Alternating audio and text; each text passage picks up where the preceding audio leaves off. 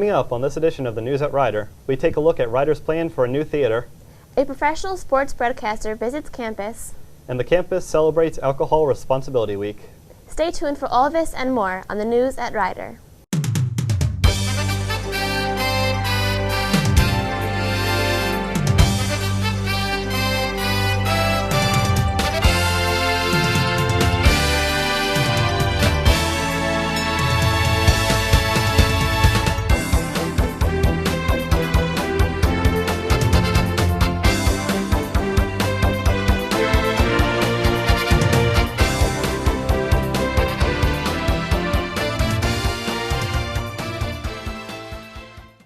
Welcome to the News at Rider. I'm Dalton Karwacki. And I'm Jeanette Renicki.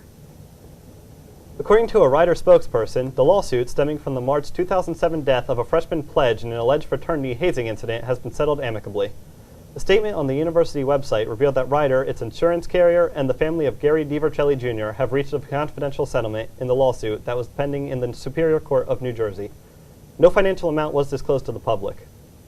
According to the statement issued by the university, the settlement resolves all claims the DiVercelli family brought against Rider University and its current and former employees. The settlement includes both a financial aspect and the confirmation that the university has implemented policies and programs to manage Greek organizations and help ensure compliance with Rider's Student Code of Conduct. The BLC Theater will be expanded to accommodate the rapidly increasing enrollment in Rider's theater and dance programs. The expansion will turn the back of the theater into dressing rooms and a green room so people can rehearse before they go on and prepare for their performance without the audience watching. There will also be a new section for an orchestra to perform. The new renovations will make room for a black box theater and a dance studio as well. The additions aim to promote unity between the Westminster and Lawrenceville campuses. The projected cost for the addition is about $3.5 million. Construction is anticipated to begin in June 2010 and be completed by fall 2011. In other campus news, freshman class elections were held last week. We caught up with some of the winners. I sat down with the winner, Kristen Farina. Here's what she had to say. For my campaign, I made it a point to meet as many people as possible. I spent a lot of time in dailies and in the SRC just walking around introducing myself to everybody, even the upperclassmen. I also made t-shirts and handed out a lot of candy. It was just really friendly and made it a point to let everybody know who I was. As president, I'd like to keep the SRC open longer and possibly get new washers and dryers for all the dorms. For the Rider News, I'm Javon Sandiford. Back to you guys at the studio. Over the summer, a few new faces were welcomed to the Rider community, including a new dean in the College of Liberal Arts. Dr. Patricia Mosto wishes to strengthen the Liberal Arts College by instilling conversation and cooperation across departments, gathering different disciplines of study and knowledge to create a strong framework.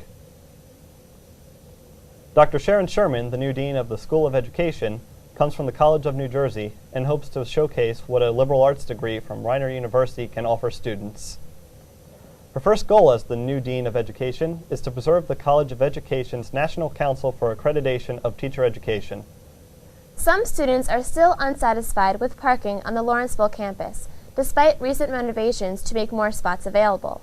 Many upperclassmen are frustrated with parking because the spots are always full or so far away from their dorms that it makes it difficult to commute back and forth. I was able to take a closer look into the situation. It has come to our attention that students have been complaining about the parking on campus. We spoke to Dean Campbell to find out more about this situation. Well, many of you know that we did reorganize how we park on the campus this year. And there's some pretty good reasons for doing that. And it was also a committee that was represented with students. And we had faculty members on it, we had staff members on it. We actually had a parking consultant from the outside who came and helped us understand what was going on. What we also saw is that we had a lot of faculty and staff parking in the student lot out in front of the Bart Luedeke Center. And so they were taking a lot of the commuter spots. And what we did, people said, well, you've just made it a lot bigger for the faculty. What we really did was harness the faculty and staff that were in the commuter lot and put them in a spot so they would not, so we can actually keep those in one spot rather than have them parking all over the place. We actually reorganized because we added the parking lot in the back of campus by the soccer fields. We got back the parking that was in the new university new residence halls in West Village, and we added parking with them. when you get back to construction parking that was taken up by the construction, we ended up with about 184 or so net new spaces. Here's what a few students had to say about the parking situation this year.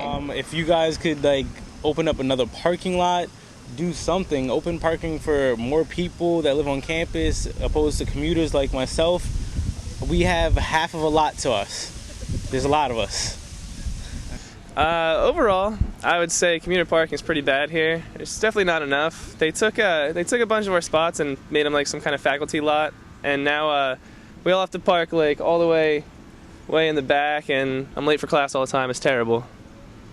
With a net gain of 180 new parking spaces on the Lawrenceville campus this fall, there are now about 3,000 parking spaces available.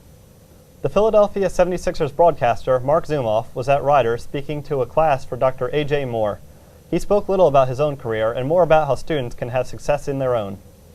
I am the television voice of the Philadelphia 76ers, and that is a really cool thing.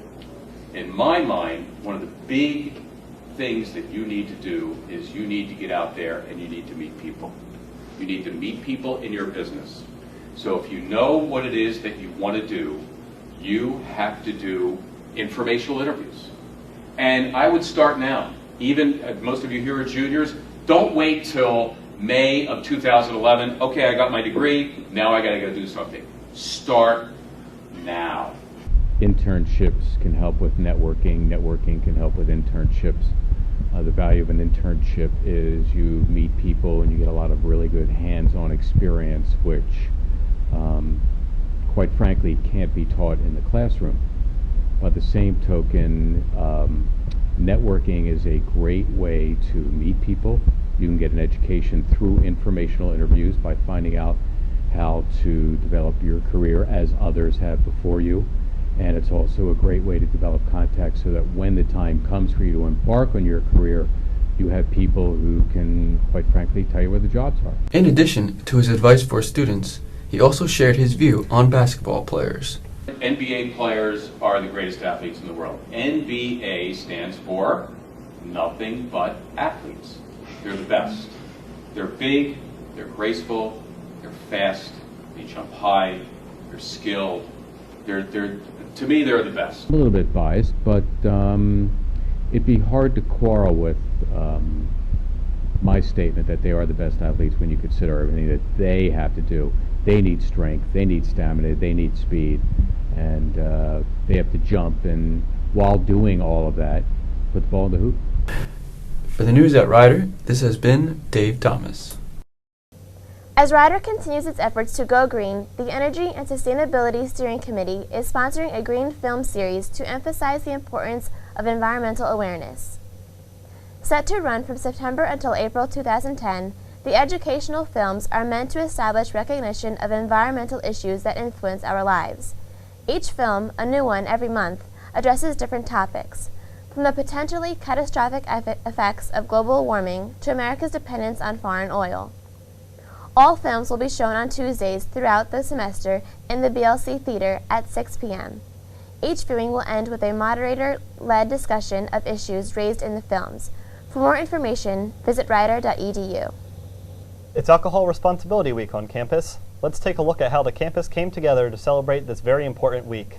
Focus, it stands for Peer Health on Campus Unites Students. Basically, it's a group of us we have two advisors, and what we do is we try to plan events and have different topics, basically covering from alcohol and substance abuse to eating disorders to just also just normal things, just like stress relief, all that kind of stuff. This week has been Alcohol Responsibilities Week. It started on Monday, and today was the last day. Basically, it's about just getting information out there. We handed out key tags this year about the signs for alcohol poisoning. We're just trying to prevent, anything, drastic would have to do with drinking. Because people drink, but if you're going to drink, be responsible about it. The theme, of course, is sober is sexy, so it kind of gives someone, something to smile about. It's like, how can you have that theme and, not be like, at least notice it. Well, that's all the time we have for today. I'm Dalton Karwacki. And I'm Jeanette Renicki. Please join us next week for an all-new edition of the News at Rider. Have a great day.